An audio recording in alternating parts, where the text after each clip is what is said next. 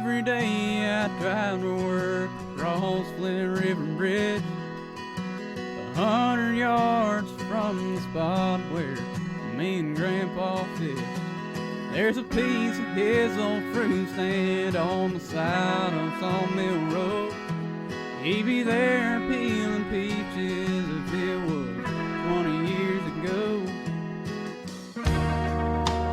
What I wouldn't give to ride around in that old truck with him.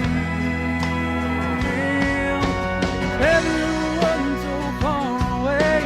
Pack up the kids and go for a day. Introduce him to their grandpa. Watch him laugh at the way he talked. Find my long lost cousin John, the one we left back in Vietnam. Show him a picture of his daughter now. She's a doctor and he'd be proud. And tell him we'd be back in a couple of days.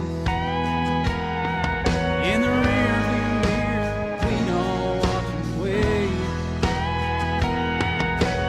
Losing them wouldn't be so hard to take. Heaven wasn't so far away.